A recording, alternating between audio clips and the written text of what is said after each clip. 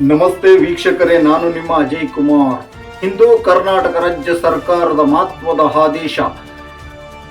ವೃದ್ಧಾಪ್ಯ ವೇತನವನ್ನು ಪಡಿತಕ್ಕಂಥ, ಪಿಂಚಣಿಯನ್ನು ಪಡಿತಕ್ಕಂಥ ಫಲಾನುಭವಿಗಳನ್ನ ಅನರ್ಹಗೊಳಿಸಿದಂತ ಇದು 21.87 ಲಕ್ಷ ಜನರು ವೃದ್ಧಾಪ್ಯ ವೇತನವನ್ನು ಪಡಿತಾ ಇದ್ರು. ಅದರಲ್ಲಿ 9.4 ಲಕ್ಷ ಜನರನ್ನ ಅನರ್ಹಗೊಳಿಸಲಾಗಿದೆ.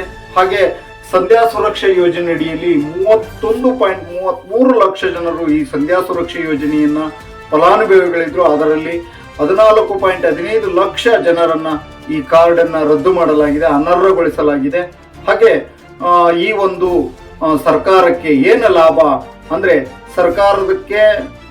ಸರ್ಕಾರದ ಬೊಕ್ಕಸಕ್ಕೆ ಅತಿಯಾದ ದೊಡ್ಡ ಪ್ರಮಾಣದ ಹಣವನ್ನು ಉಳಿತಾಯ ಮಾಡಿದಂತಾಗುತ್ತದೆ.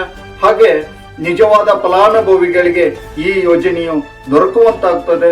ಅನರ್ಹಗೊಳಿಸಲಿದ್ದರಿಂದ ಹೊಸಬರಿಗೆ ಹೆಚ್ಚಿನ ಅವಕಾಶಗಳು ಸಿಗ್ತಾ ಹೋಗುತ್ತೆ. ಹಾಗೆ ನಿಜವಾದ ಫಲಾನುಭವಿಗಳಿಗೆ ಇದರ ಯೋಜನೆಯ ಫಲವು ದೊರಕುತ್ತೆ ಅನ್ನೋದು ರಾಜ್ಯ ಸರ್ಕಾರದ ಆಡಳಿತದ ಅಂಶ. ಈ ಯೋಜನೆಯಿಂದ ಸರ್ಕಾರದ ಬೊಕ್ಕಸಕ್ಕೆ ಹೆಚ್ಚಿನ ಹಣವನ್ನ ಉಳಿತಾಯ ಮಾಡಿದಂತಾಗುತ್ತದೆ. ಇದರಲ್ಲಿ ನಾವು ಹೇಳೋದಿಷ್ಟೇನೆ, ನಿಜವಾದ ಫಲಾನುಭವಿಗಳಿಗೆ ಇದರ ಲಾಭ ದೊರಕಲಿ. ಏನು ಅನರ್ಹಗೊಳಿಸಿದ್ರಲ್ಲಿ ನಿಜವಾದ ಫಲಾನುಭವಿಗಳು ಹೋಗದಂತಿರಲಿ. ಯಾಕಂದ್ರೆ ಯಾವುದೋ ಕಾರಣಾಂತರಗಳಿಂದ ಯಾರೋ ಹಣವನ್ನ ಅವರ ಖಾತೆಗೆ ಹಾಕಿರ್ಬೋದು. ಆ ಆಧಾರದ ಮೇಲೆ ತೆಗೆದಿದ್ರೆ ಅಥವಾ ಆದಾಯ ಹೆಚ್ಚಾಗಿದೆ ಅಂತ ತೆಗೆದಿದ್ರೆ ಅದರಲ್ಲಿ ನಿಜವಾದ ಫಲಾನುಭವಿಗಳು ಹೋಗದಿರಲಿ.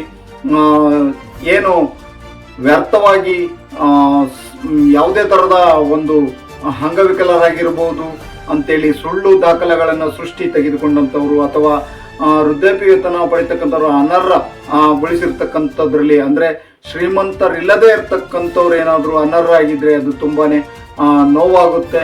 ಇದನ್ನೆಲ್ಲ ಮತ್ತೊಂದು ಬಾರಿ ಪರಿಶೀಲಿಸಿ ನಿಜವಾದ ಫಲಾನುಭವಿಗಳಿಗೆ ಈ ಯೋಜನೆಗಳು ದೊರಕಲಿ ಅಂತ ಕೂಡ ನಾವು ಭಾವಿಸ್ತೀವಿ.